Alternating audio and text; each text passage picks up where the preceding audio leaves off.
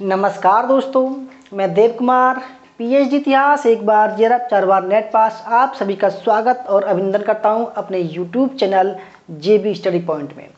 दोस्तों, आज हमारा प्रैक्टिस सेट नंबर 292 है और मैं गारंटी ले रहा हूं दोस्तों, पूरे इंडिया में अगर ऐसा प्रैक्टिस सेट, ऐसी क्लास अगर चला दे तो आपको बिल्कुल फ्री ऑफ कॉस्ट ज्वाइन करा दूंगा मैं क्लास कोर्स अपना। ठीक है, पूरी देखना तब बताना कैसा प्रैक्टिस सेट है। ठीक है, तो दोस्तों अगर आप हमारा कोर्स ज्वाइन करना चाहते हैं तो कर सकते हैं। ठीक है, हमारा नया बैच शुरू हो गया है।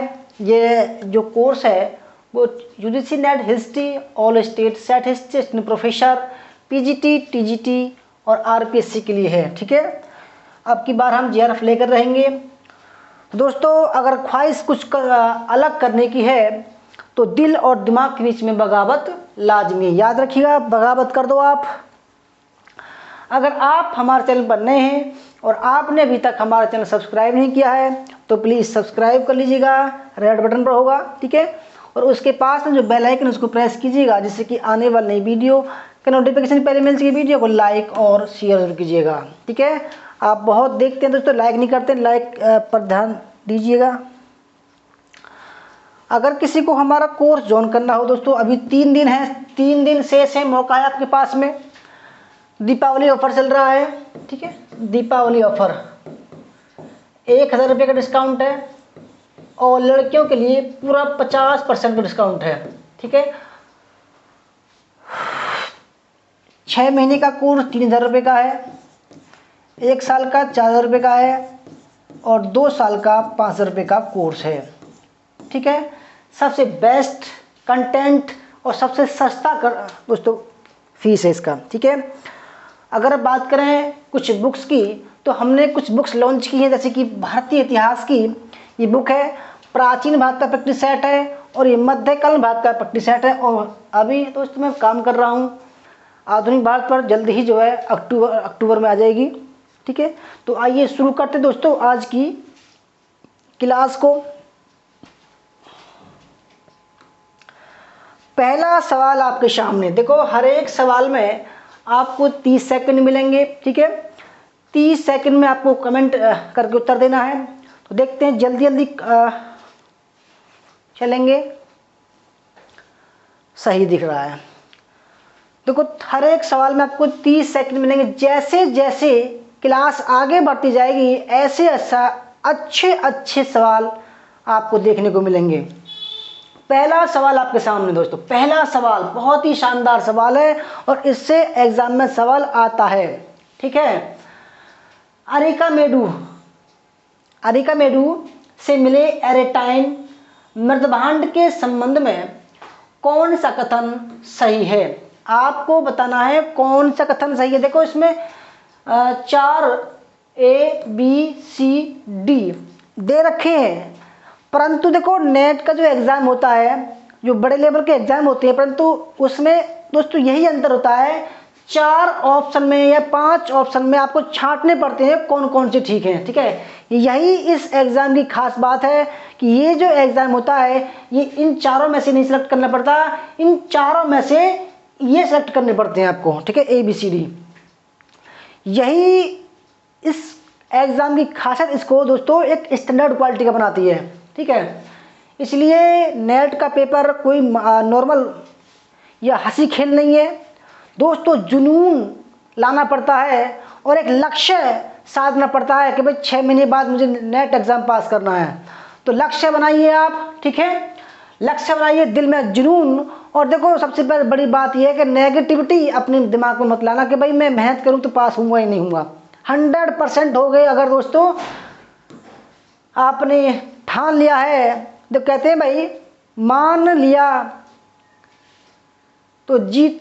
ठीक है, कहते हैं ना भाई, ठान लिया तो मान लिया तो हार है, ठान लिया तो जीत है। दोस्तों आप ठान लो मुझे पास करना है। तो आइए देखते हैं। देखो, अरिका मेडू कहाँ पर है? सबसे पहले बात करते हैं भाई, अरिका मेडू का उल्लेख कहाँ पर हुआ है। देखो, अरिका मेडू का जो उल्लेख है वो पेरिप्लस ऑफ द एरिथ्रन सी एक पुस्तक है जो 150 ईस्वी में लिखी गई थी, ठीक है। एक अज्ञात नाविक ने, ठीक है, पेरिप्लस, नाम लिख देता हूं, पेरिप्लस, पेरिप्लस, ठीक है, में उल्लेख है। और अगर बात करें भाई ये कहां पर है, तो पांडिचेरी में है। कहां पर है, पांडिचेरी में, ठीक है, पांडिचेरी में है। और अगर बात करें भाई इसकी खोज कब हुई, तो 1940 में इसकी खुदाई, 1940 से 45 इसकी खुदाई हुई, ठीक है। किसने की, मार्टिमर व्हीलर ने की, ठीक है। अगर बात करें भाई इसका काल क्या था, काल मतलब ये जो अरिकामेडु है ये क्यों प्रसिद्ध है। दोस्तों जब इसमें खुदाई की गई तो बहुत सारे, देखो मैं आपको चित्र सहित बताऊंगा। देखो जब इसकी खुदाई की गई तो क्या क्या निकला, देखो इसमें सिक्के निकले, ठीक है, ये जार निकला जिसमें दोनों तरफ जो है हत्था लगा हुआ है, ठीक है। ये भी जो है आपका देखो ये जार देखो, ठीक है, ये जार है। और देखो इसका रंग देखो लाल कलर का है, ठीक है। इन्हीं चित्रों को देखकर आप सवाल को सही कर सकते हो। आप देखें भाई कहाँ पर ये पांडुचेरी, ये भारत का नक्शा दोस्तों, ठीक है, इसका नीचे तरफ है, ये पांडुचेरी यहाँ पर है। और ये जो है समुद्र की तरफ 4 किलोमीटर दूर है, ठीक है। और यहाँ से और रोम के बीच में लगभग समय बता रहा हूँ मैं, लगभग दोस्तों 1 ईसा पूर्व से लगभग 200 ईस्वी के बीच जो है यहाँ रोम और चोल साम्राज्य, ठीक है, का व्यापार होता था। अगर बात करें भाई यहाँ क्या क्या मिला है, तो यहाँ पर दोस्तों एम्फोरा जार मिला है, एम्फोरा जार, ठीक है, एम्फोरा जार, बर्तन, मृदभांड, ठीक है। और क्या मिला है, जार मिला है, ठीक है, कप प्लेट मिली है, ठीक है, गिलास मिला है, अगस्टस के सिक्के मिले हैं, टाइबेरियम के सिक्के मिले हैं सोने के, और रोमन बस्ती मिली है। क्या मिला है, रोमन बस्ती, जिससे पता चलता है कि भाई यहाँ के लोग जो है रोम के लोग यहाँ पर बस्ती बना रहते थे ताकि यहाँ से सोरा, कपड़ा, है ना, मसाले वगैरह रोम भेज सकें, ठीक है दोस्तों। ये काफ़ी है इतना। अब देखते हैं, देखो यह काले, गुलाबी तथा भूरे रंग के हैं। देखो मैंने बताया आपको चित्र सहित कि जो मुख्य रूप से पाए गए हैं वो केवल इस कलर के पाए गए हैं। ये कैसा कलर है, ये लाल कलर है और चमकीला है ये लाल कलर, ठीक है। तो देखो यह काले गलत, गुलाबी ठीक है, परंतु भूरे रंग के नहीं थे। तो देखो इस हिसाब से गलत हो जाएगा क्योंकि लाल रंग के चमकीले मृदभांड थे वो। दूसरा, इसके प्रमुख पात्र प्याले, बिल्कुल ठीक है, तस्तरियाँ, बिल्कुल ठीक है, जिनके ऊपर कोई अलंकरण नहीं था। देखो ये ऐसे पाए गए हैं, इनके ऊपर कोई अलंकरण चित्रकारी नहीं थी, ठीक है, दूसरा ठीक है। तीसरा, इन बर्तनों का निर्माण 20 से 50 ईस्वी के बीच भूमध्य सागरीय प्रदेशों में किया गया था, बिल्कुल ठीक है, क्योंकि वहां पर क्या थी, रोमन बस्ती थी, ठीक है।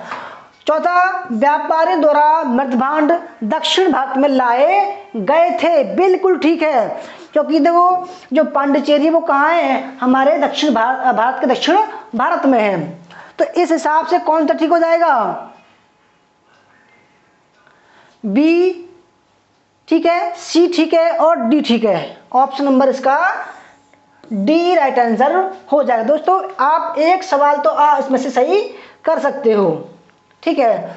दूसरा सवाल, प्रयाग प्रशस्ति का कोट्टर स्थान। भाई प्रयाग प्रशस्ति का कोटर स्थान अधोलिखित किस स्थान से समीकृत किया गया? बहुत ही बढ़िया सवाल है। ठीक है दोस्तों, बहुत ही बढ़िया सवाल है, बहुत ही टकाटक सवाल है ये।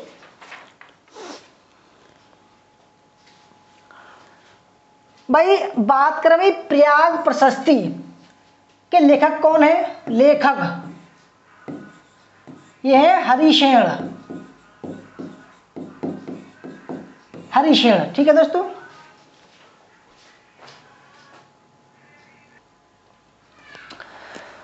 तो दोस्तों ठीक है, लेखक कौन है और किसने इसको निर्गत करवाया था? निर्गत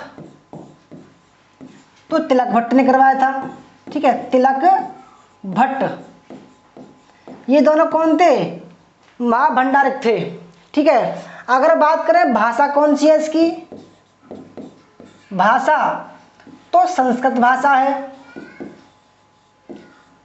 अगर शैली की बात करें, शैली कौन सी है?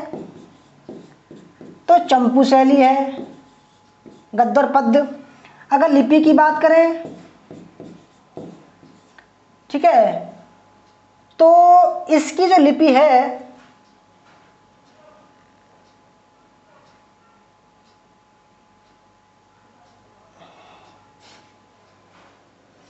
इसमें अगर दोस्तों श्लोक की बात करें तो 33 श्लोक हैं, या इसमें कह सकें भाई 33 पंक्ति हैं। ठीक है, 33 पंक्ति है इसमें। लिपि की बात करें भाई तो इसमें जो लिपि है तो वो है ब्राह्मी लिपि, क्योंकि उस समय ब्राह्मी खरोष्टी थी, ब्राह्मी। ठीक है, ब्राह्मी लिपि थी। ठीक है, इसमें किस किस का उल्लेख है? इसमें राजसभा का उल्लेख है, राजसभा का उल्लेख है। ठीक है, और इसमें 13, 14 और 21 में 21 जो पंक्ति हैं, ठीक है, 13, 14, 21 में समुद्रगुप्त की जो आर्यभट्ट के दोनों युद्ध थे उनका वर्णन है। ठीक है, मैं आर्यभट्ट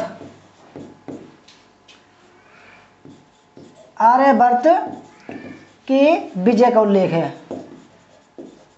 ठीक है, और अगर बात करें भाई समुद्रगुप्त की जो जितनी भी विजय थी तो उसमें सातवें श्लोक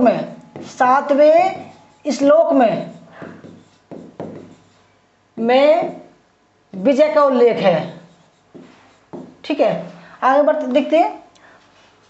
प्रयाग प्रशस्ति दोस्तों कहां पर है? देखो ये प्रयाग जो प्रशस्ति है ये कहां पर है दोस्तों? ये अब मूल रूप से कौशाम्बी में था। कहां था? मूल रूप से कौशाम्बी में,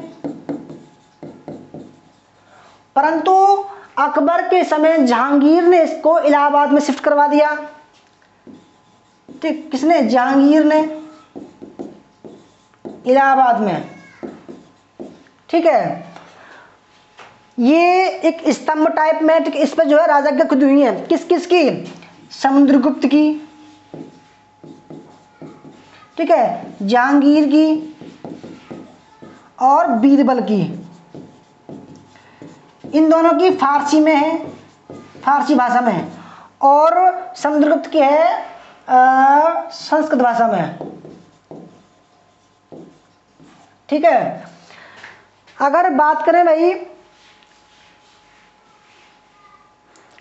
प्रयाग प्रशस्ति संस्कृत के चंपू शैली में समुद्रगुप्त के दरबारी कवि हरिशेण, जो संदीप विग्राहक भी था, महादंड नायक भी था, ठीक है, और सहयोगी तिलक भट्ट द्वारा प्रयाग प्रशस्ति लिखा गया था। प्रयाग प्रशस्ति में समुद्रगुप्त की सामरिक विजयों का वर्णन मिलता है। इसमें समुद्रगुप्त के अलावा अशोक, जहांगीर तथा बीरबल का नाम भी उल्लिखित है। देखो दोस्तों, एक खास बात और बताऊं, इसमें जो अशोक समुद्रगुप्त के अश्वमेध यज्ञ का उल्लेख नहीं है। अश्वमेध जो यज्ञ है, अश्वमेध का उल्लेख नहीं है, इसमें उल्लेख नहीं है। ठीक है, देखो इतना फैक्ट हमने बताया इसके बारे में। अब सवाल पर आते हैं। सवाल फिर कहोगे आप तो थ्योरी पढ़ा रहा हूं मैं। प्रयाग प्रशस्ति का कोटर स्थान, कोटर जो स्थान है दोस्तों वो कहां पर है? पहले देखते भी इसका राजा कौन था। तो राजा जो था इसका वो था स्वामी दत्त। कौन था? स्वामी दत्त। और ये कहां पर था दोस्तों? ये उड़ीसा के गंजाम जिले में था। ठीक है, तो अब देखते हैं कौन सा कोटर स्थान जो है कौन सा मिलता है। विशाखापट्टनम का दक्षिणी समुद्र तटवर्ती क्षेत्र, गलत बात है, पहला गलत। दूसरा, उत्तरी अर्काड जनपद में स्थित कोटेलूर, गलत बात है, क्योंकि दोस्तों अर्काड कहाँ है? कर्नाटक में है। आंध्र प्रदेश के नेल्लोर जिले में स्थित पलक्कड़, ये भी गलत है। चौथा, उड़ीसा का गंजाम जिला, बिल्कुल ठीक है। एरणपल आंध्र प्रदेश स्थित हो। एरणपल का जो राजा था दमन, ठीक है, ये भी गलत है। तो इस हिसाब से केवल इसका डी राइट आंसर हो जाएगा। ठीक है, आगे बढ़ते हैं क्वेश्चन नंबर 3 पर।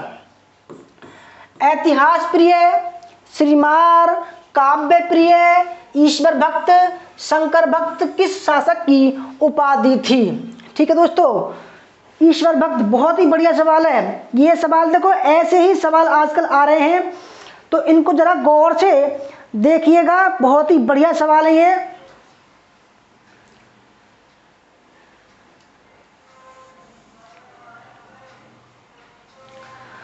देखो सबसे पहले बात करें भाई कि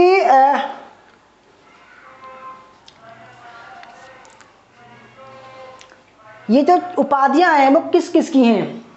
तो दोस्तों राइट आंसर है option number D, Narasimha Varman द्वितीय। अगर वंश की बात करें कि किस वंश से था, ठीक है, तो वंश था इसका पल्लव वंश। पल्लव वंश, ठीक है। स्थापना किसने की? देखो दोस्तों, एक तो था इसका संस्थापक सिंह वर्मा, और एक था वास्तविक संस्थापक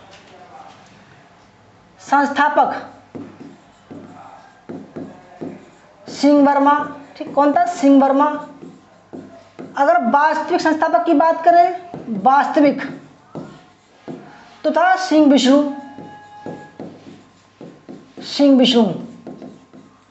ठीक है, अगर बात करें भाई नरसिंह वर्मन द्वितीय था, उसका जो काल था वो था काल 700 से 728 ईस्वी। ठीक है, इसको पल्लव मल्ल भी बोलते हैं, उपाधि पल्लव मल्ल।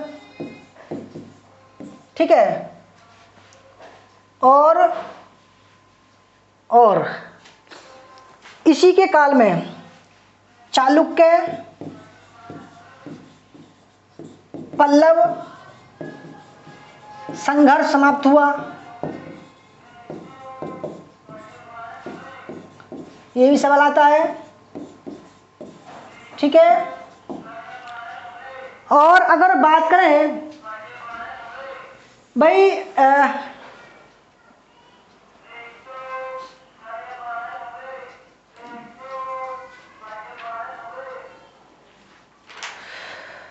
अगर बात करें भाई नरसिंह वर्मन द्वितीय, तो ये जो महेंद्र वर्मन और नरसिंह वर्मन द्वितीय ने दोस्तों एक मंदिर बनवाया था, आप सभी को पता, कोणार्क मंदिर। ठीक है,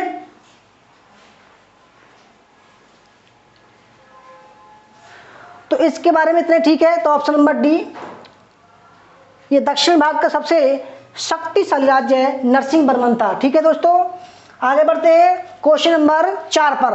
एक बार चेक कर लूं क्या सही से नजर आ रहा है आपको या नहीं आ रहा है। ठीक है, आ रहा है, बिल्कुल राइट है। ठीक है, परांतक प्रथम परांतक प्रथम के बारे में कौन सा कथन सही है दोस्तों? जल्दी जल्दी कमेंट कीजिए, ठीक है, क्योंकि मैं काफ़ी टाइम लगा रहा हूँ, तो अब मैं टाइम नहीं लगाऊंगा। तो नरसिंह परांतक प्रथम, ठीक है दोस्तों, परांतक प्रथम।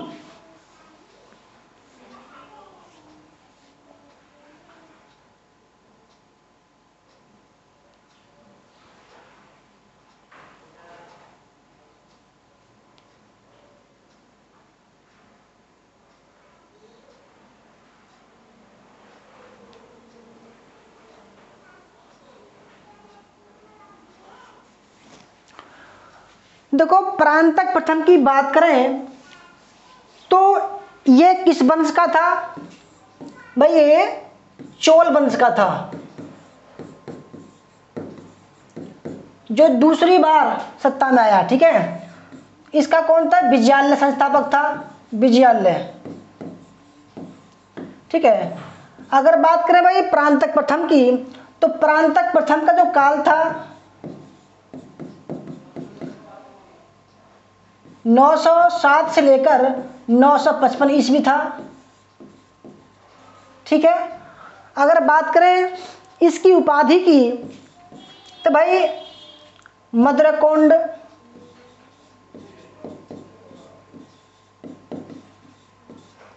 ठीक है। और आप एक बार देखते रहो दोस्तों, ठीक है, बहुत ही बढ़िया सवाल है ये।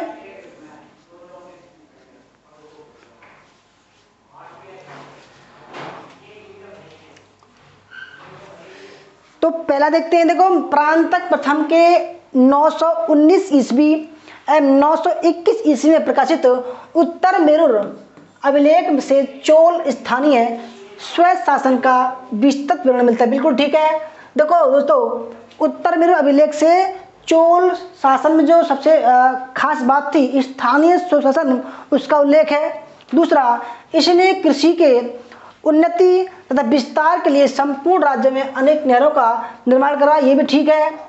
तीसरा, इसने हेमगर्भ तथा तुलाभार नामक यज्ञों का संपादन करा, बिल्कुल ठीक है। इसने रामेश्वरम के महाराज मंदिर की छत को स्वर्ण मंदिर मंडित करवाया था। तो रामेश्वरम के चिदम्बरम मंदिर में, चिदम्बरम मंदिर में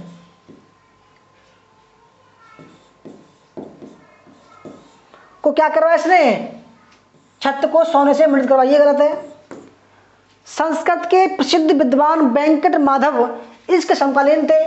देखो जो वेंकट माधव थे वो ऋग्वेद के भाष्यकार थे, ऋग्वेद के भाष्यकार थे, ये भी आता है एग्जाम में, ठीक है, ये ठीक है। और यह शैव धर्म का अनुमत है, बिल्कुल ठीक है। तो इस हिसाब से A B D E F, A B D नहीं, डी गलत है। तो इस हिसाब से D D D, A option इसका राइट आंसर हो जाएगा, ठीक है। परांतक प्रथम दोस्तों, देखो विजयालय की बात करें तो 848 से लेकर 871 ईस्वी, आदित्य प्रथम 871 से 907, और परांतक प्रथम 907 से 955 के करीब, राजेंद्र प्रथम 985 से 1014, राजेंद्र प्रथम 1014 से 1044, राजेंद्र प्रथम 1044 से 1054, राजेंद्र द्वितीय 1054 से 1063। ये कुछ महत्वपूर्ण है, ठीक है। अगर बात करें दक्षिण भारत के प्रमुख राजवंशों की, तो पल्लव वंश का जो संस्थापक था सिंह वर्मा था, परंतु वास्तविक संस्थापक कौन था? सिंह विष्णु था, ठीक है। और चालुक्य वंश कल्याणी के तैलद्वितीय, चालुक्य वंश बैंगी के विष्णुवर्धन, होसल वंश के विष्णुवर्धन, ठीक है। गंग वंश के दिग्गिद या माधव फर्स्ट। अगर राष्ट्रकूट वंश की बात करें तो दंती दुर्ग। अगर चालुक्य वंश वातापी की बात करें तो जयसिंह। यादव वंश की बात करें तो भिल्लभ पंचम। कदम वंश की बात करें तो मयूर शर्मन। अगर चोल वंश की बात करें तो विजयालय, ठीक है। बहुत ही बढ़िया दोस्तों, एक एग्जाम में आपका सवाल आएगा। क्वेश्चन नंबर 5, सारनाथ स्तंभ के संबंध में कौन सा कथन सही। देखो सवाल में टाइम इसलिए लग रहा है कि मैं इसकी व्याख्या अच्छी तरीके से कर रहा हूं, ठीक है। देखो हमारे कोर्स में क्या क्या है, थ्योरी है, थ्योरी बिल्कुल ऐसी थ्योरी पढ़ाऊंगा जैसे आप अपनी किताब में पढ़ते हो, ठीक है। थ्योरी की पीडीएफ पढ़ने को मिलेंगी, प्रैक्टिस सेट की व्याख्या सहित इसकी पीडीएफ भी पढ़ने को मिलेंगी आपको, ठीक है। डेली प्रैक्टिस 100 सवालों का टेस्ट लेता हूं मैं डेली, और 50 सवालों का पेपर फर्स्ट लेता हूं मैं। दोस्तों इतना कंटेंट मिलेगा आपको कि आपने कभी सोचा भी नहीं होगा। इतना सस्ता फीस और इतना अच्छा कंटेंट पूरे इंडिया में, मैं गारंटी दे रहा हूं दोस्तों, पूरे इंडिया में कोई नहीं पढ़ा सकता। इतना खतरनाक कोर्स, ठीक है, और इतने सस्ते में। दीपावली ऑफर है, अभी हमारे सभी कोर्स में 1000 रुपये की छूट है। जल्दी 25 अक्टूबर तक का समय है आपके साथ में, 25 अक्टूबर तक समय है, ठीक है। और लड़कियों के लिए 50% का डिस्काउंट है 6 महीने कोर्स में। सारनाथ स्तंभ के संबंध में कौन सा कथन सही है। देखो सबसे पहले बात करते हैं सारनाथ स्तंभ कहां पर है। ये वाराणसी के पास में है सारनाथ, ठीक है। किसने लगवाया, अशोक ने, ठीक है। सांची और सारनाथ,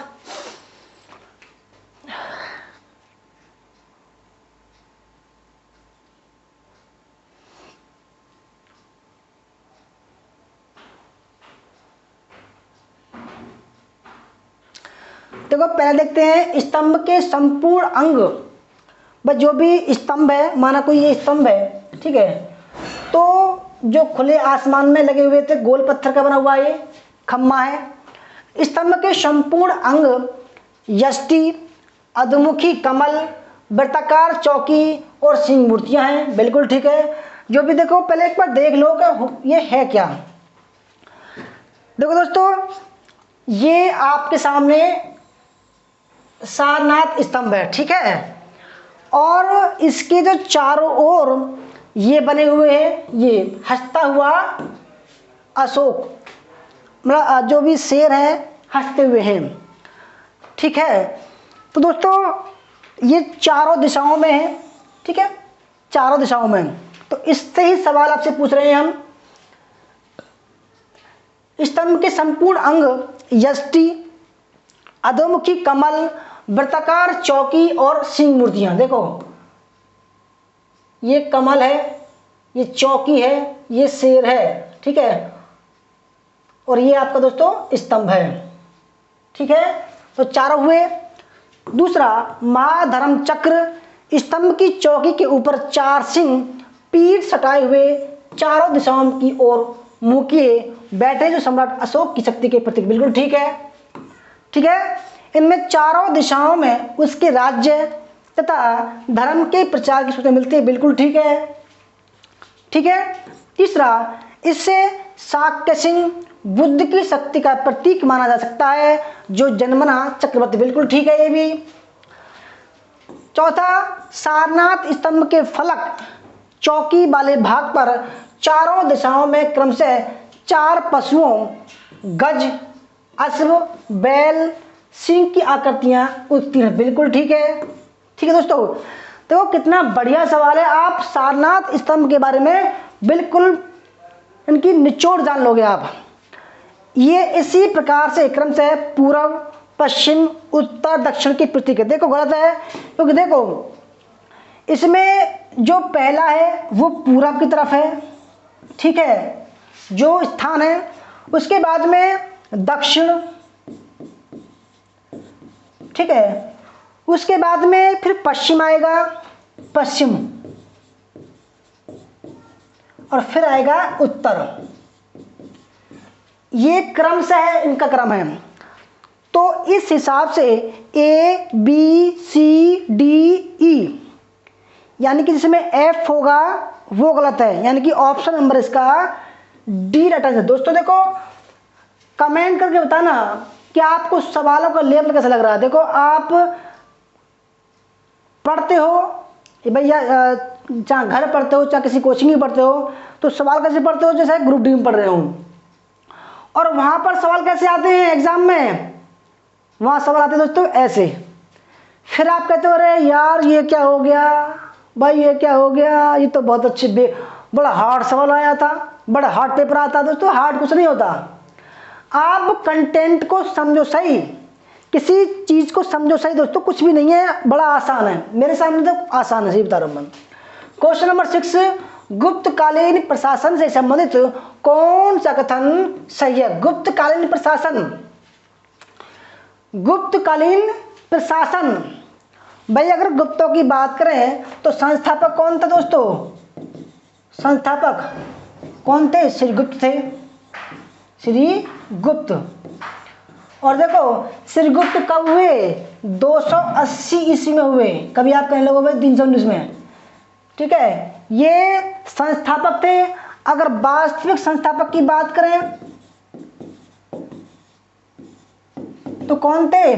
चंद्रगुप्त प्रथम थे, चंद्रगुप्त प्रथम 319 से, ठीक है। और कब तक? 335 तक। इनके बाद में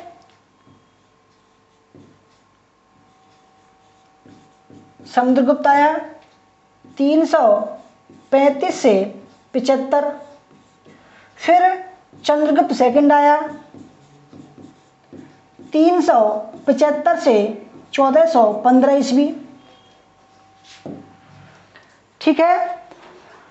तो भाई उस समय एक हमारे देश में जो केंद्रीय सत्ता थी उसमें बड़ा बदलाव आया, ठीक है। क्योंकि देखो मौर्य साम्राज्य के बाद में जब मौर्योत्तर काल आया तो देश की जो केंद्रीकरण शक्ति थी वो उसका विनाश हो गया था, परंतु गुप्तों ने उसको दोबारा जो है ठीक किया।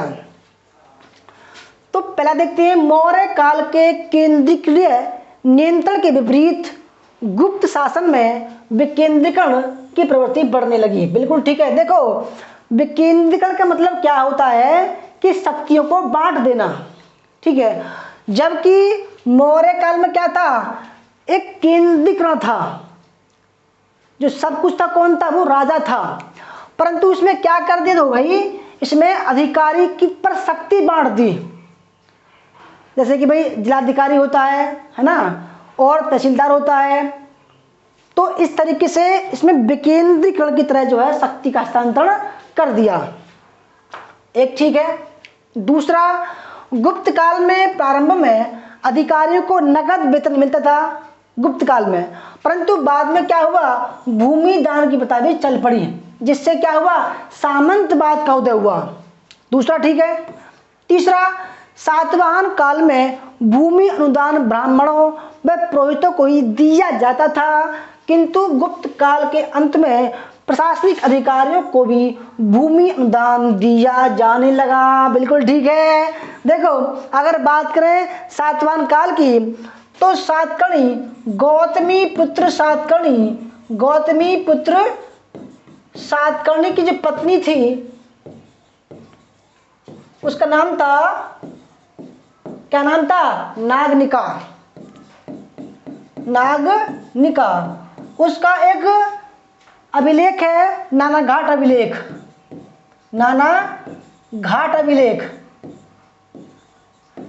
भाई जो देख रहे हैं सबका स्वागत है, अभिनंदन है, ध्यान से समझना, ठीक है। सातकर्णी प्रथम की पत्नी का नाम था नागनिका और उसका एक अभिलेख था नानाघाट अभिलेख। उसमें क्या है? भूमि अनुदान का सबसे पहले उल्लेख मिलता है, ठीक है। अगर बात करें भाई प्रशासनिक अधिकारियों को भी भूमि अनुदान दिया जाने लगा गुप्त के अंत में, गुप्तोत्तरवाद काल में। तो बाणभट्ट की हरचरित्र में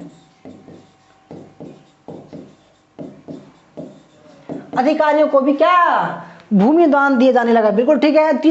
चौथा, 6वीं शताब्दी के आते आते कुमारमात्य जैसे अधिकारी भी सम्राट की अनुमति से भूमि दान करने लगे। देखो ये गलत है, क्योंकि जो कुमारमात्य होते हैं भाई उनके पास में अधिकार नहीं था, ठीक है। शक्ति थी परंतु ये अधिकार नहीं था कि भूमि दान दे सके, क्योंकि भाई भूमि दान उनको खुद मिलता था। चौथा पांचवा, भूमि पर राजस्व के साथ साथ प्रशासनिक व न्यायिक अधिकार भी दान ग्रहीता को दे दिए जाते थे, जिससे विकेंद्रीकरण व सामंतवाद को बढ़ावा मिला। बिल्कुल ठीक है। देखो भाई, मैंने कहा था ना कि शक्ति का हस्तांतरण हो गया और धीरे धीरे जो अधिकारी थे वो दोस्तों शक्तिशाली हो गए। ठीक है, तो प्रशासनिक अधिकार और न्यायिक अधिकार भी दान ग्रहीता को, यानी कि जो भी भूमि दान प्राप्त करता था उसको प्राप्त हो गए, और वो क्या हुआ, बड़े बड़े जमींदार हो गए, और यहां से दोस्तों फ्यूडल सिस्टम शुरू हो गया। ठीक है, सामंत अपनी भूमि के वास्तविक स्वामी बन गए। बिल्कुल ठीक है, क्योंकि वो अनुवांशिक हो गए वो। तो कौन सा गलत है, केवल डी गलत है। जहां डी हो मार दो उसको। तो देखो A B C E F, option number इसका बी राइट आंसर है। देखो अगर ऐसे ही पढ़ोगे भाई आपका जीआरएफ दूर नहीं है, मैं बता रहा हूं 100% बता रहा हूं, अगर ऐसे पढ़ोगे तो आपका जीआरएफ दूर नहीं है फिर। ठीक है, क्वेश्चन नंबर 7, क्या पूरी स्क्रीन पर आ रहा है, तो चेक कर लूं।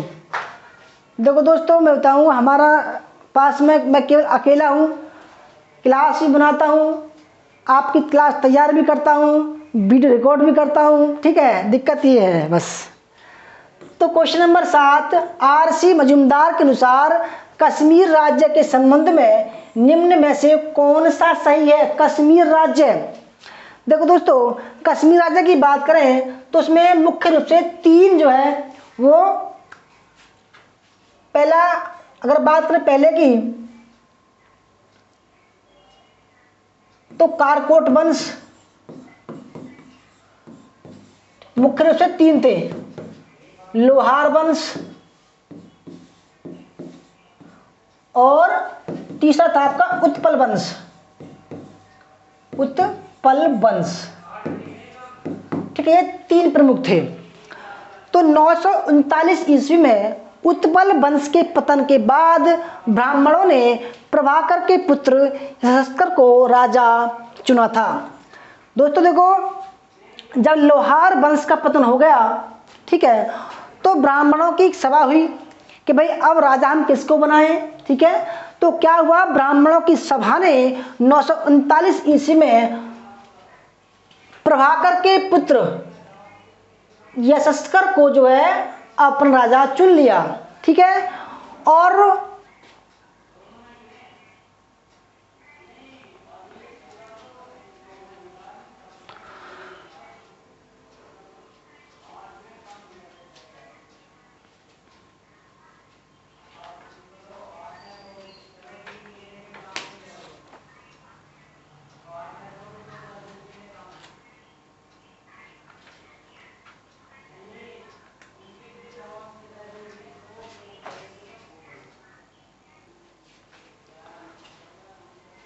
तो दोस्तों देखो, अगर हम बात करें कारकोट वंश तो पहले आया। ठीक है, कारकोट वंश कौन आया दोस्तों, पहले आया। उसका संस्थापक कौन था, दुर्लभ वर्धन था। कारकोट कौन था, दुर्लभ वर्धन, दुर्लभ वर्धन। उसके बाद में कौन सा वंश आया, उत्पल वंश आया। उत्पल वंश आया। ठीक है, इसका संस्थापक कौन था दोस्तों, ठीक है, इसका संस्थापक था आपका अवंती वर्मन। अवंती वर्मन। अब जब अवंती मतलब उत्पल वंश का पतन हो गया तो 939 में ब्राह्मणों की सभा हुई। ठीक है, और यशस्कर को जो है अपना चुन लिया, तो उसने यशस्कर वंश की स्थापना की। यशस्कर वंश, यशस्कर वंश। और इसके बाद में, और ये जो यशस्कर वंश है वो 1003 में समाप्त होता है, और यहां पर शुरू होता है लोहार वंश। इसका संस्थापक था संग्राम राज। संग्राम राज। ठीक है, तो पहला ठीक है। दूसरा, यशस्कर का पुत्र एक शिशु था जिसे उसके मंत्री पर्व गुप्त ने मारकर अपने पुत्र क्षेमगुप्त को शासन पर बैठा दिया। ठीक है, ये भी ठीक है। तीसरा, क्षेमगुप्त एक दुर्गुण तथा कामुक शासक था जो अगला उत्तराधिकारी बना। बिल्कुल ठीक है ये भी। इसकी पत्नी कौन थी भाई? इसकी पत्नी थी दिद्दा, जो 980 से लेकर 1003 रानी बनी थी। ठीक है। चौथा, बौद्धों के दमन के निमित्त उसने श्रीनगर स्थित जैन विहार नष्ट करके उसकी सामग्री से स्वयं गौरीश्वर का निर्माण करवाया था। बिल्कुल ठीक है ये भी। और चौथा, क्षेमगुप्त का विवाह लोहार वंश की रानी दिद्दा के साथ हुआ था। ये भी ठीक है दोस्तों। राइट आंसर हो जाएगा ए बी सी डी ई, यानी कि ऑप्शन नंबर इसका डी राइट आंसर हो जाएगा। देखो ऐसे पढ़ोगे तो जरा दूर नहीं है भाई। क्वेश्चन नंबर 8, गुप्तकालीन सेना की संदर्भ में कौन सा कथन सही है? गुप्तकालीन सेना, देखो अगर सेना की बात करें तो उसमें गज सेना भी थी, अश्व सेना भी थी, ठीक है, पैदल भी था और रथ सेना भी थी। ठीक है। गज सेना के अध्यक्ष को क्या बोलता था? महापीलुपति। महापीलुपति। और अश्व सेना घोड़े वाले को भी अश्वपति, भी अश्वपति। ठीक है। पैदल जो सेना थी उसको जो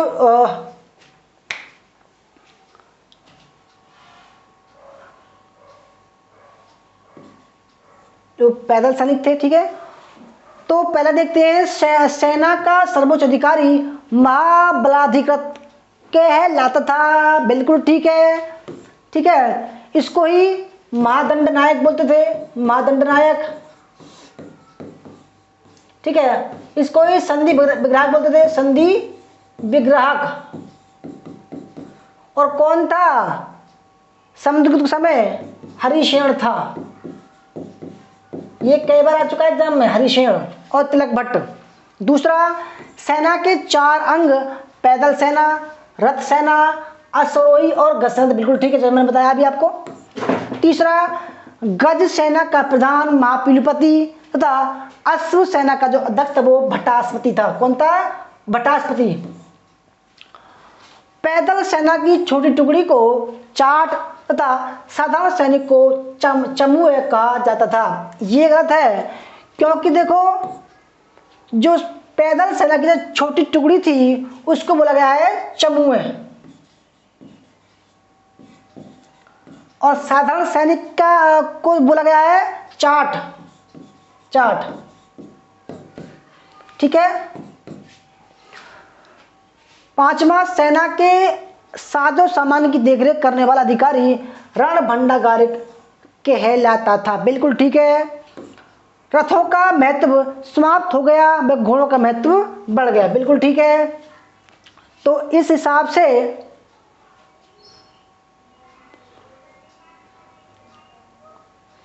ए B C E F, option number इसका ए राइट आंसर हो जाएगा। ठीक है दोस्तों, 8 का ए। क्लास कैसी लग रही है? अगर देखो कंटेंट आपको मिल रहा हो और कुछ ज्ञान आपको मिल रहा हो अच्छा, तो वीडियो को लाइक कीजिएगा, शेयर कीजिएगा। ठीक है। देखो दोस्तों, अगर मैं आपको 4 वन लाइनर सवाल पढ़ाऊँ तो वो आपके एग्जाम पे आने वाला नहीं है। मैं पढ़ाऊँगा ऐसा कि आपके एग्जाम में भी आए वो सवाल। ठीक है। देखो भाई, ऐसा होता है कि कुछ बच्चे क्लास छोड़कर चले जाते हैं क्योंकि उनको ऐसा लगता है कि भाई यार ये हमारे पल्ले नहीं पड़ रहा है। देखो भाई, अगर आप तैयारी कर रहे हो नेट की तो सपने में भी मत सोचना कि बिल्कुल हल्के हल्के सवाल आएंगे। अपने दिमाग से निकाल देना कि ज़िंदगी में आप नेट पास करोगे। भाई अगर आपको नेट पास करना है तो ऐसे ऐसे सवालों से आपको दोस्तों दो दो हाथ करने पड़ेंगे, ठीक है। ऐसे ही सवाल आ रहे हैं, तो इसलिए मैं चाहता हूं कि भाई अगर मैं क्लास भी लाऊं तो ऐसे सवालों का भंडार लाऊं जो आपके एग्जाम में आए, ठीक है। जो सोचने पर मजबूर कर दे यार, सवाल वही तो होना चाहिए। गुप्तकालीन राजत्व व्यवस्था के संबंध में कौन सा कथन सही है? राजत्व व्यवस्था। जल्दी जल्दी कमेंट कीजिए, 30 सेकंड मिल रहे हैं कमेंट करने के लिए। मैं इसमें पानी पी लूं।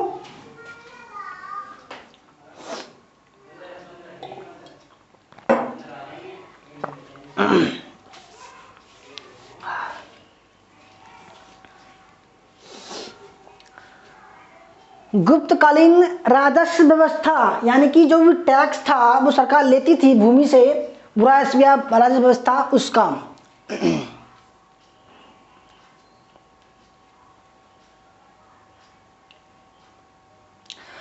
पहले देखते हैं, ठीक है।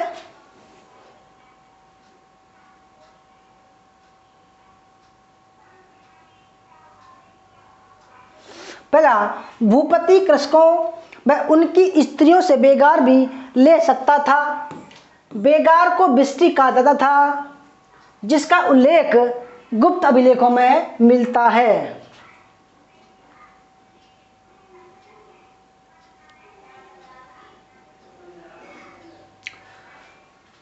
देखो दोस्तों ये गलत है, क्योंकि जो बेगार है, बेगार वह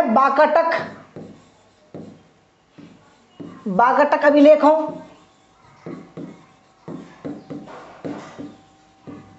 और कामसूत्र मिलता है, गुप्तों में नहीं मिलता, गुप्त अभिलेखों में नहीं मिलता, ठीक है। याद रखिएगा, गुप्तों के अभिलेखों में बिस्ती और बेगार का उल्लेख नहीं मिलता। दूसरा, बड़िकों व शिल्पियों को भी बिस्ती देनी पड़ती थी, बिल्कुल ठीक है। देखो जो शिल्पी वगैरह थे वो चाहे वो 15 दिन चाहे 1 महीना शिल्प बेगार देते थे वो, ठीक है। बिना पगार के काम करना, बिना पगार के काम करना बेगार करता था, ठीक है, याद रखिएगा। तीसरा, राजस्व का एक अन्य स्रोत भूमि रत्न, गड़ा हुआ गुप्त धन, खान नमक इत्यादि थे, बिल्कुल ठीक है, ठीक है। क्योंकि जो ऐसे धन था उस पर राजा का अधिकार था। तीसरा और चौथा, अगर गुप्त खजाना दान दी हुई भूमि में से निकले तो इस धन पर दान ग्रहीता का अधिकार माना जाता था, बिल्कुल ठीक है। पांचवा, भूमिदान के साथ गांव से उत्पन्न होने वाली आय भी ग्रहीता को सौंप दी जाती थी। भाई जो भी भूमिदान था, अभी मैंने पढ़ाया आपको पिछले सवाल में कि जो दान मिलता था भूमिदान, उसमें प्रशासनिक अधिकार और न्यायिक अधिकार दोनों को हस्तांतरण कर दिया जाता था। अतः सामंती व्यवस्था में राष्ट्र पर केंद्रीय नियंत्रण कमजोर होता जा रहा था। एफ, कुटुंबिन स्वतंत्र किसान एवं कीनास बटाई पर कृषि करने वाले किसान थे, बिल्कुल ठीक है भाई। जब इसका एक गलत है बाकी सब ठीक है, तो इसका हो जाएगा ऑप्शन नंबर डी। कमेंट करके बताइएगा भाई कैसी क्लास लग रही है। देखो भाई, आपका एक लाइक हमारा उत्साह बढ़ाएगा, ठीक है। अगर आप कोर्स ज्वाइन कर लोगे तो भाई सोने पर सुहागा होगा। दीपावली ऊपर चल रहा है, ऐसे में कर लो ज्वाइन, फायदा उठा लो, फिर बाद में पछताओगे भाई। क्योंकि देखो भाई, कंटेंट जो है ना, जो आयोग बढ़ा रहा है, और मुझे दोस्तों ऐसा सुनाई में आ रहा है कि नेगेटिव मार्किंग आने वाली है, फिर देखो आप कैसे करोगे पास, है ना।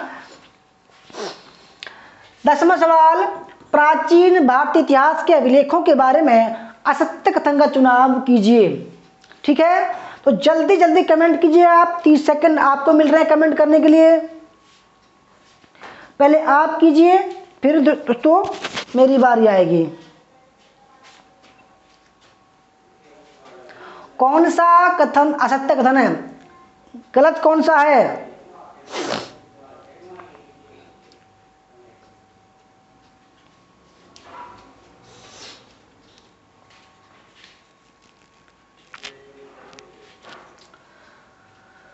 तो देखो पहले देखते हैं, सबसे पुराने अभिलेख हड़प्पा संस्कृति की मोहरों पर मिले हैं, जो लगभग 2500 ईसा पूर्व के हैं, बिल्कुल ठीक है जी भाई। इनको अभी तक पढ़ा नहीं जा सका है, ठीक है। जो भी मतलब इस टाइप के हैं, इस टाइप के हैं, ठीक है, इस टाइप के हैं, इस टाइप के हैं, उनको भाई जो वो लिपि है वो भाव चित्रात्मक है, और क्योंकि चित्र बने हुए हैं उसमें भाव छुपा हुआ है और उसको हमारे इतिहासकार अभी तक पढ़ नहीं पाए हैं, ठीक है। दूसरा, सबसे पुराने अभिलेख जो पढ़े जा चुके हैं ईसा पूर्व 3री शताब्दी के हैं, अशोक के, बिल्कुल ठीक है भाई। भाई अशोक के अभिलेखों को सबसे पहले किसने पढ़ा? जेम्स प्रिंसेप ने पढ़ा। कब पढ़ा? 1837 में पढ़ा, ठीक है।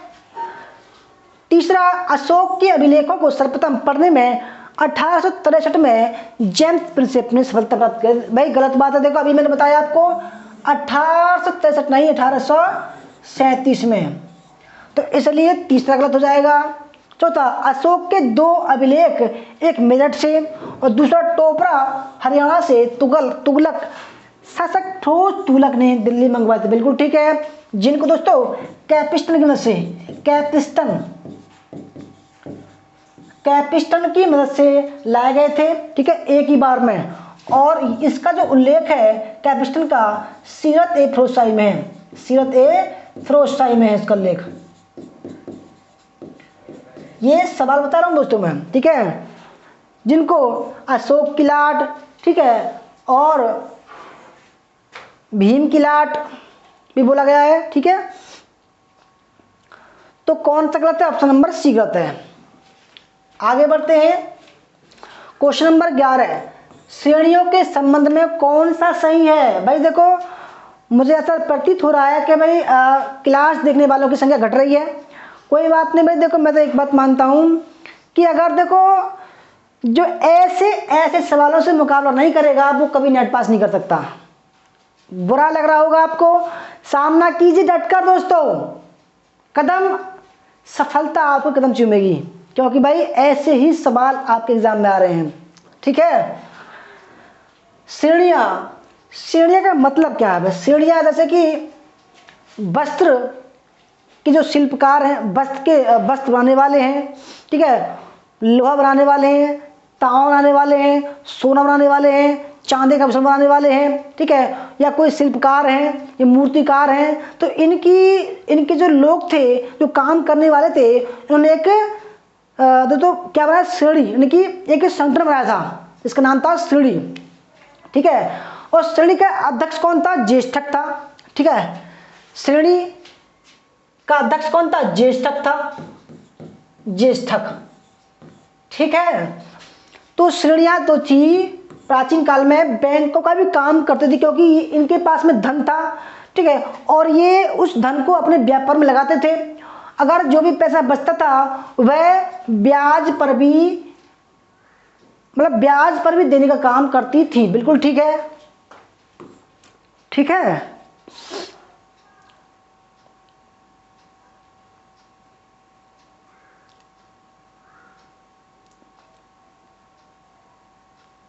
दूसरा, कुमारगुप्त प्रथम के अधिकारी बंधु बर्मन के मंदसौर अभिलेख से पता चलता है कि रेशम बुनकरों पटवाय की एक श्रेणी ने मंदसौर 437-38 में भव्य सूर्य मंदिर का निर्माण करवाया था और 473-74 में इसकी मरम्मत भी करवाई थी। देखो ये एग्जाम में आ चुका है, मोस्ट इंपोर्टेंट है, ठीक है।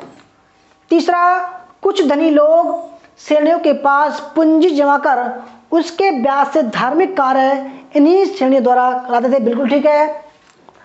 गढ़वा अभिलेख के अनुसार कुमारगुप्त प्रथम ने स्वयं इसी प्रकार की पूंजी जमा करवा दी। देखो ये गलत है, कुमारगुप्त प्रथम गलत है इसमें, क्योंकि कुमारगुप्त प्रथम नहीं, चंद्रगुप्त द्वितीय था, वो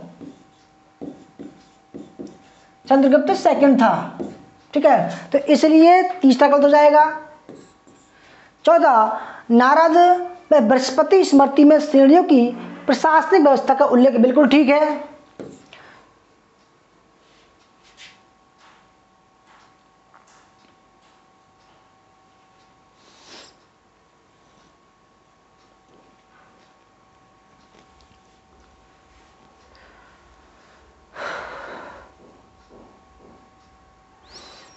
पांचवा, तक्षशिला, विदिशा व कौशाम्बी नगर की सीढ़ी अपने सिक्के जारी करती थी। बिल्कुल ठीक है।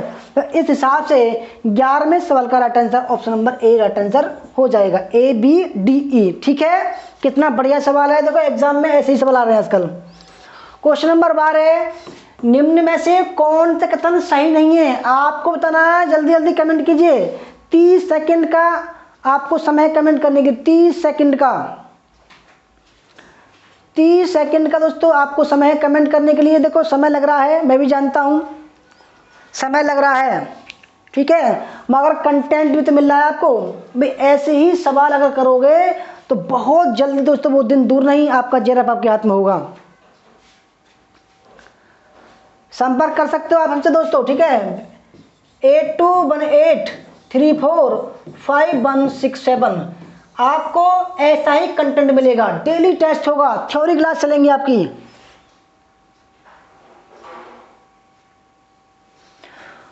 पहले देखते हैं, न्याय संहिताओं में कहा गया है कि ब्राह्मण की परीक्षा जल से, क्षत्रियों की अग्नि से और वैश्य की तुला से तथा शूद्र की जहर से ली जानी चाहिए। ठीक है, यानी कि अगर कोई अपराध करता है, ठीक है, तो इनकी जो परीक्षा है, पश्चाताप है, वो इनसे ली जानी चाहिए। भाई आदमी को जहर दोगे मर जाएगा ठीक है। तो देखो ये गलत है, क्योंकि ब्राह्मण की जो परीक्षा थी वो तुला से, ठीक है, क्षत्रियों की अग्नि से, ये ठीक है, और वैश्य की जल से, ठीक है, और शूद्र की जहर से, विष से। तो देखो इसमें आधा ठीक है आधा गलत है, यानी कि पूरा ये ऑप्शन गलत हो जाएगा। दूसरा, कातरन के अनुसार मुकदमे में अभियुक्त के विरुद्ध गवाही समान जाति का व्यक्ति ही दे सकता था, किंतु नारद के अनुसार सभी वर्णों से साक्षी लिए जा सकते थे। बिल्कुल ठीक है।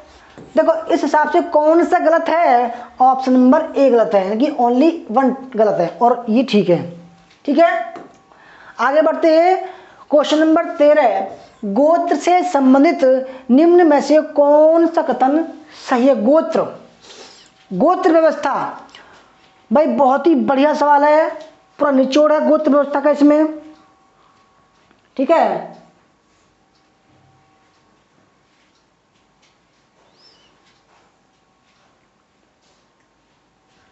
बढ़िया सवाल एकदम यार, कमाल का सवाल है ये। गोत्र व्यवस्था, आप जानते होंगे सभी गोत्र क्या होता है, ठीक है, जहां से जिस यानी कि जो भी जातियां हैं सभी की एक भाई आदि पुरुष हैं, पूर्वज हैं, और जिन्होंने जहां से जिनकी उत्पत्ति हुई उनको गोत्र बोला गया है। किसी की उत्पत्ति सूरज से हुई है, सूर्य गोत्र हो गया उनका, आगे चलकर चंद्र गोत्र हो गया। ठीक है, तो इस तरीके से गोत्र बनते गए। तो कौन सा सही है बताना आपको इन चारों 5 में से। तो पहला ऑप्शन देखते हैं, गोत्र का पहला जिक्र सबसे पुराने वेद ऋग्वेद में आता है, पर उसकी कई रचनाओं में गोत्र का मतलब है नहीं जो आज। बिल्कुल ठीक है। देखो अगर बात करें भाई जो आज के समय में जो गोत्र है वो उत्तर वैदिक काल अथर्ववेद का है। ठीक है, दूसरा गोत्र यानी गायों की रक्षा के लिए बनाया गया एक बाड़ा था। ठीक है, बाड़ा, ठीक है, गायों की रक्षा के लिए। तीसरा, ऋग्वेद में गोत्र शब्द का एक दूसरा मतलब पहाड़ की ऊंची चोटी। बिल्कुल ठीक है। चौथा, व्याकरणाचार्य पाणिनि ने कहा कि उनके समय ईसा पूर्व 5वीं सदी में गोत्रों की तादाद 3 करोड़ थी। बिल्कुल ठीक है। ठीक है, देखो कितने बड़े सवाल है। पांचवा, ऋषि पतंजलि ने के अनुसार मूल गोत्र 7 हैं। वे 7 ऋषियों से उपजे हैं जिनके साथ मुनि अगस्त्य का नाम भी जोड़ा दिया गया था। देखो ये गलत है क्योंकि वो कहते हैं 8 हैं।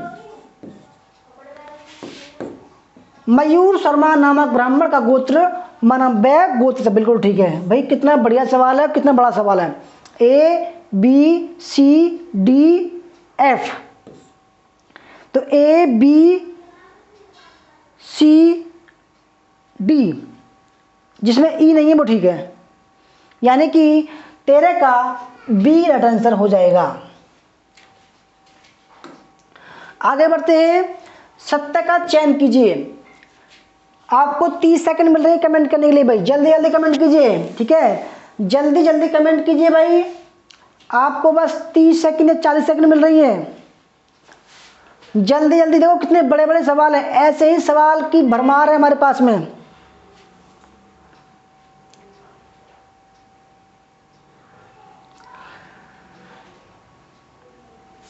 क्या साफ दिखाई दे रहा है? क्योंकि ये छोटा, कुछ छोटा दिखाई दे रहा होगा आपको, बिल्कुल ठीक है।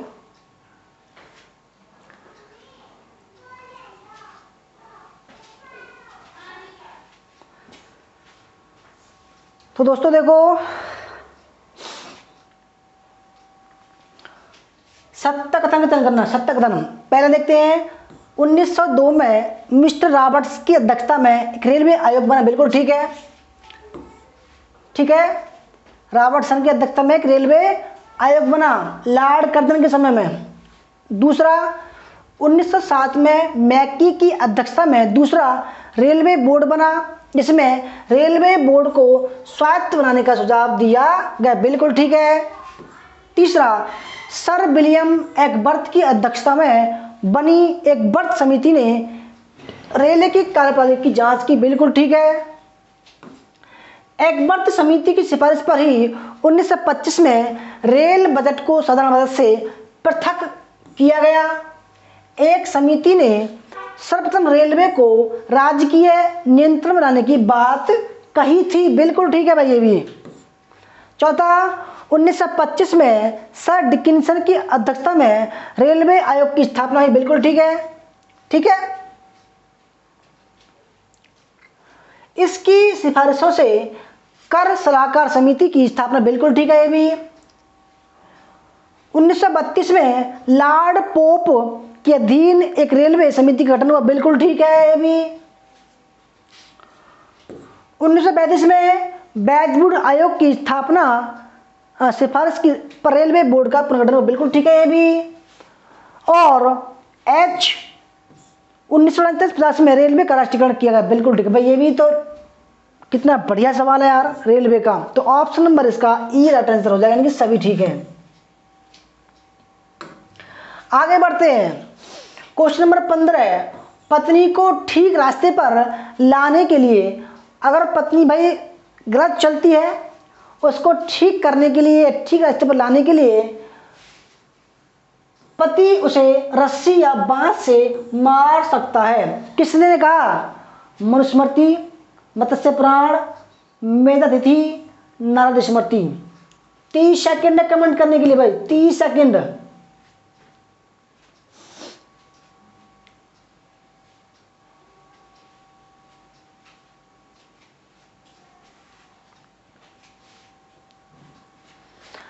नारद स्मृति में तो 15 प्रकार के दासों का उल्लेख है, ठीक है।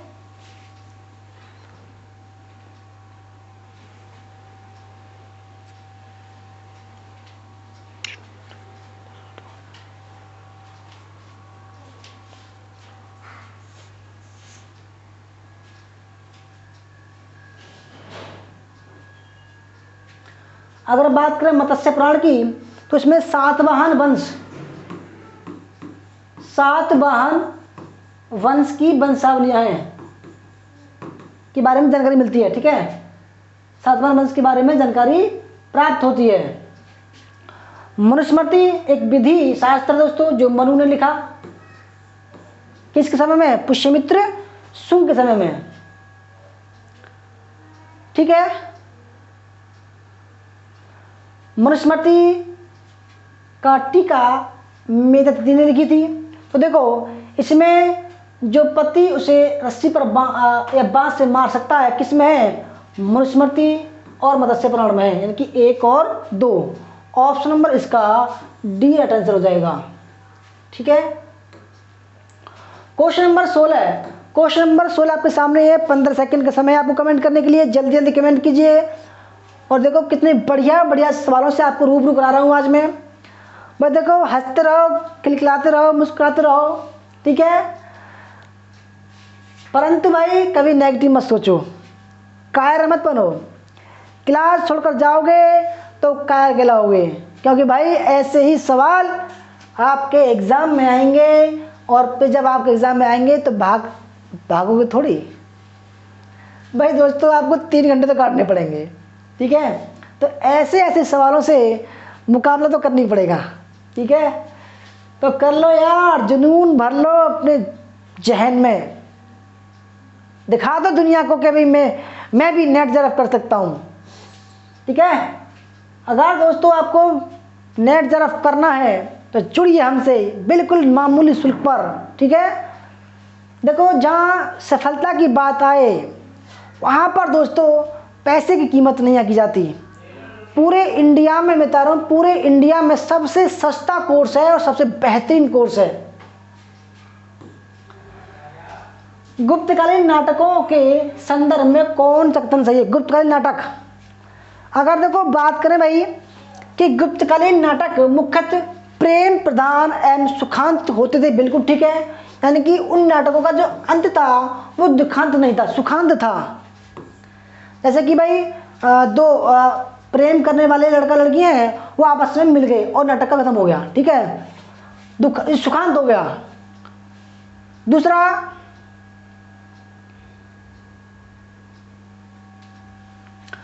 गुप्तकालीन नाटकों की एक प्रमुख विशेषता यह है कि उच्च सामाजिक स्तर के पात्र, जो भी अभिनय करने वाले पात्र थे नाटक में, वो संस्कृत बोलते थे, ठीक है, कोई डाउट नहीं है, एग्जाम में आ चुका है। जबकि निम्न सामाजिक स्तर के पात्र स्त्रियां प्राकृत यानी कि आम बोलचाल की भाषा बोलती थी, बिल्कुल ठीक है ये भी। तीसरा, इस समय कि अलंकृत संस्कृत को समाज के अन्य वर्गों के लोग समझ सकते थे, क्योंकि तत्कालीन बोलचाल की भाषा प्राकृत थी। देखो, अन्य वर्ग के लोग नहीं समझ सकते, केवल उच्च वर्ग के लोग समझ सकते, क्योंकि भाई जो संस्कृत थी उसका अध्ययन केवल उच्च वर्ग के लोग ही कर सकते थे। भाई जिसने संस्कृत का अध्ययन नहीं किया वो समझेगा क्या? तो तीसरा गलत हो जाएगा। तो इस हिसाब से option number A right answer हो जाएगा। अगर बात करें भाई क्वेश्चन नंबर 17 की, तो गलत का चयन करना है आपको और 30 सेकंड में आपको कमेंट करना है, ठीक है। 30 सेकंड में आपको कमेंट करना है, जल्दी जल्दी कमेंट कीजिए, टाइम थोड़ा ज़्यादा हो रहा है। 1 घंटा 7 मिनट की क्लास हो चुकी है दोस्तों अभी तक, ठीक है। सवाल का भंडार भैया से में हमारी 3 बुक हैं, चौथी बुक भी आने वाली है, अक्टूबर में आ जाएगी पक्का। तो जल्दी जल्दी कमेंट कीजिए।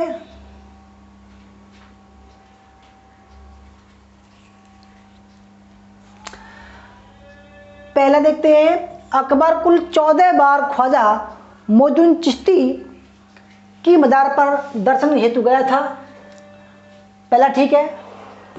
दूसरा, 1580 ईस्वी में ख्वाजा साहब की बरसी के अवसर पर वह स्वयं न जाकर अपने पुत्र दानियाल को भेजा था, बिल्कुल ठीक है। तीसरा, सर्वप्रथम अकबर ने मिंडाकुर ख्वाजा से संबंधित गीत सुना, तभी दरबार पर जियारत करने का निश्चय कर लिया, बिल्कुल ठीक है। अकबर प्रथम बार चित्तौड़ विजय के पश्चात पैदल ख्वाजा साहब की दरगाह पर गया था, बिल्कुल ठीक है।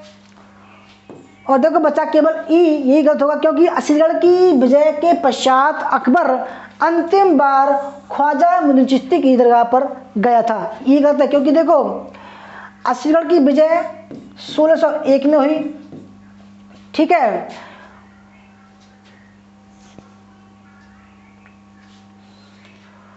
और असलगढ़ का दोस्तों जो किला था, ठीक है दोस्तों, असलगढ़ का जो किला था वो अहमदनगर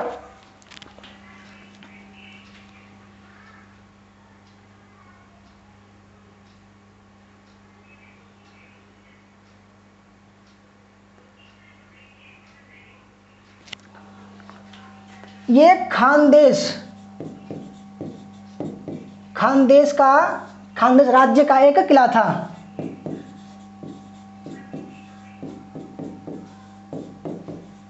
ठीक है, इस किला का जो शासक था वो कौन था? मिरन बहादुर।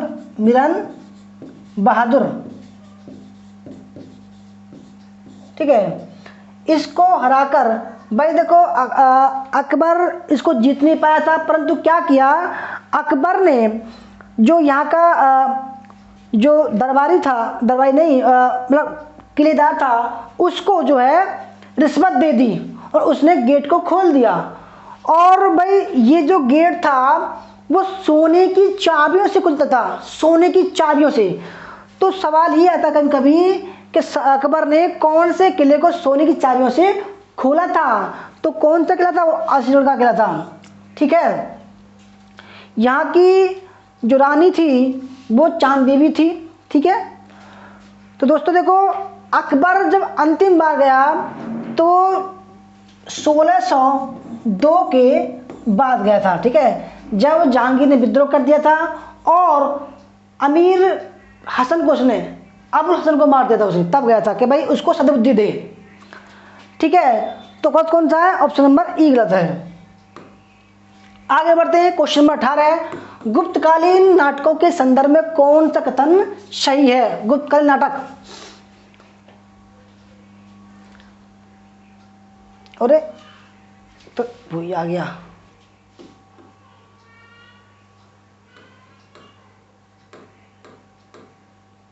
ओहो,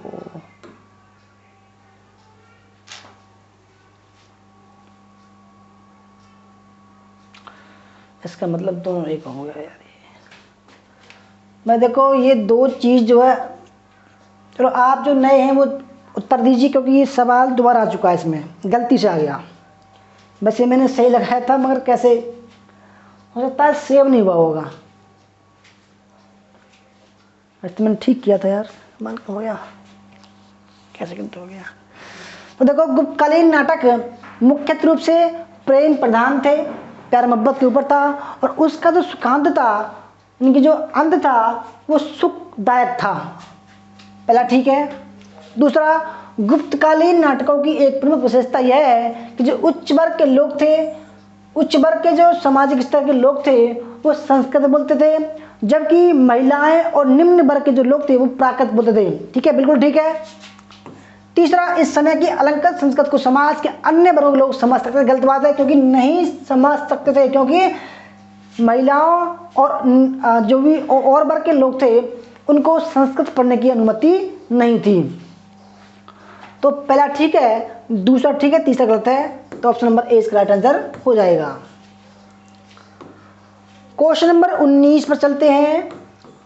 गुप्तोत्तर काल में वस्त्र उद्योग से संबंधित निम्न में से कौन सा कथन सही है? पहला सवाल एकदम बेहतरीन सवाल है।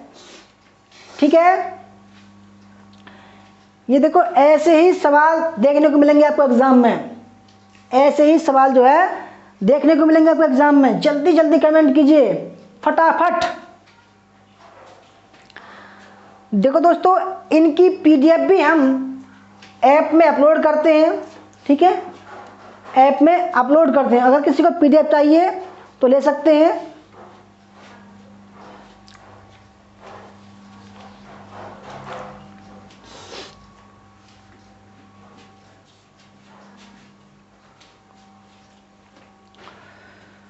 तीस सेकंड है कमेंट करने के लिए। तो आइए देखते हैं वस्त्र उद्योग। ठीक है,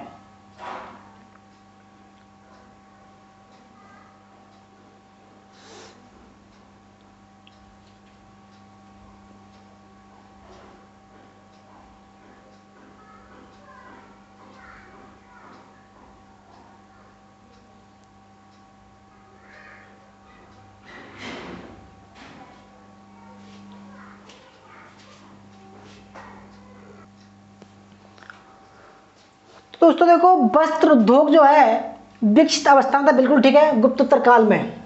पहला ठीक है। दूसरा, मानसोल्लास के अनुसार 12वीं शताब्दी में मुल्तान, अनिलबाड़ व कलिंग वस्त्र उद्योग के प्रमुख केंद्र थे, बिल्कुल ठीक है।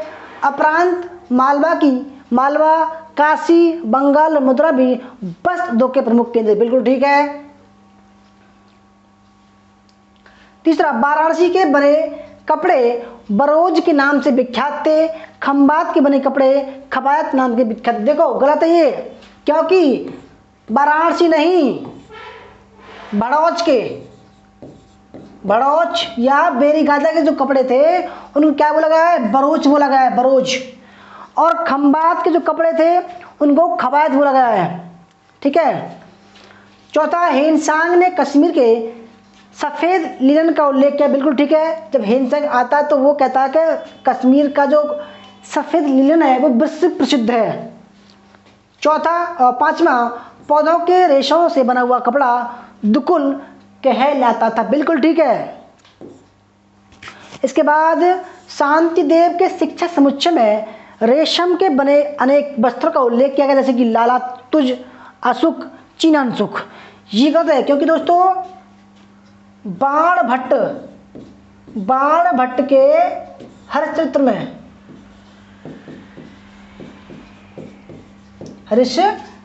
में रेशम के बने अनेक वस्त्रों का उल्लेख है, जिसमें ललातुज, अशुक और चीनानसुख का उल्लेख है।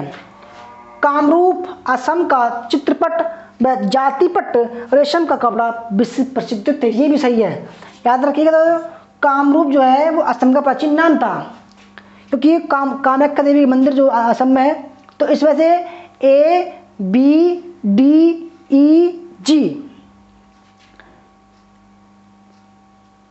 इसका ऑप्शन नंबर ए आंसर हो जाएगा। भाई कितने बढ़िया बढ़िया सवाल है, बताओ।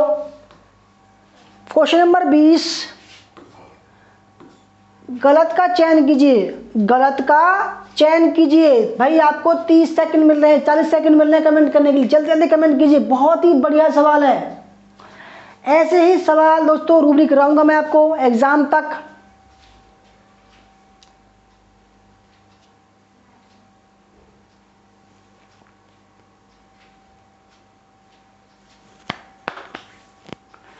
कितना टॉप क्लास सवाल है। देखो ऐसे ही सवाल जब आते हैं तब आप थोड़ा दोस्तों डगमगा जाते हो।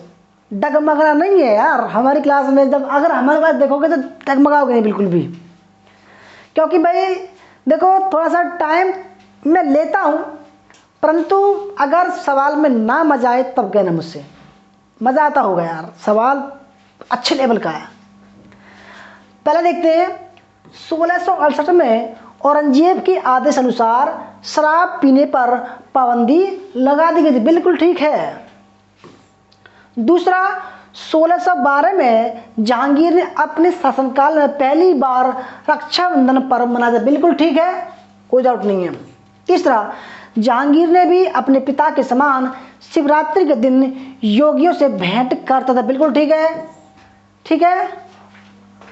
चौथा, हुमायूं पहला मुगल बादशाह था जिसने तुलादान की परंपरा शुरू की। बिल्कुल ठीक है, तुलादान राशियों, ठीक है। हर एक दिन दोस्तों ये अलग अलग रंग का कपड़ा पहनता था हुमायूं। पांचवा, सिकंदर लोदी पहला सुल्तान था जिसने तुलादान की परंपरा को शुरू किया। ये भी ठीक है।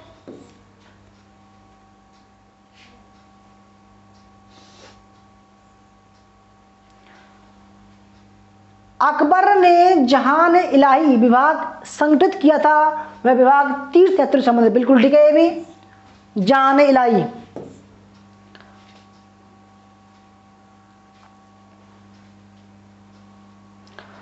जी 1669 में औरंगजेब ने तिलक पर प्रतिबंध लगा दिया। तिलक पर जो प्रतिबंध लगाया था वो 1679 में लगाया था, और जजिया कर को उसने शुरू कर दिया था। ये गलत है। 1704 में संपूर्ण दक्कन में जजिया वसूली स्थगित कर देंगे। ये ठीक है। 1678 में औरंगजेब में दशहरा मनाए जाने पर प्रतिबंध लगा दिए। भी ठीक है। तो दोस्तों इस हिसाब से केवल जो जी है वही आपका गलत आंसर है। दोस्तों देखो ईमानदारी से बताइएगा कि आपको वीडियो कैसी लगी, क्लास कैसी लगी। क्लास में दम हो तो बताइएगा। देखो 20 सवाल बेशक हैं, परंतु आपको 150 सवाल मैंने कराए हैं। ठीक है, अगर किसी को दोस्तों कोर्स ज्वाइन करना है बिल्कुल कम कीमत पर, क्योंकि देखो ये जो क्लास है ज़्यादा यूट्यूब पर नहीं आएंगी, सारी क्लास पेपर हमारे कोर्स में होंगी। दीपावली ऑफर चल रहा है आपका, दीपावली ऑफर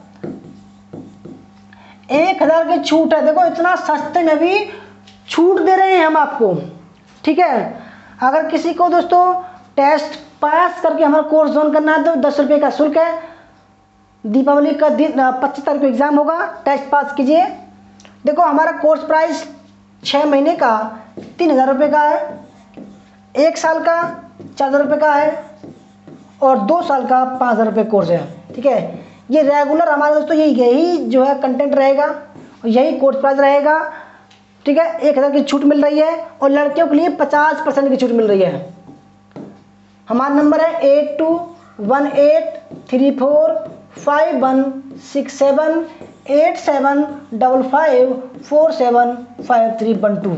कितने सही हुए कमेंट करके बताइएगा। क्लास कैसी लगी दोस्तों शेयर जरूर कीजिएगा, अगर चैनल पर नए हो तो सब्सक्राइब जरूर कीजिएगा। ठीक है भाई, देखो कंटेंट अच्छा लगेगा तो सब्सक्राइब आप खुद ही करोगे। ठीक है, तो धन्यवाद, मिलते हैं कल, तब तक के लिए टाटा बाय बाय, जय हिंद, जय भारत, वंदे मातरम।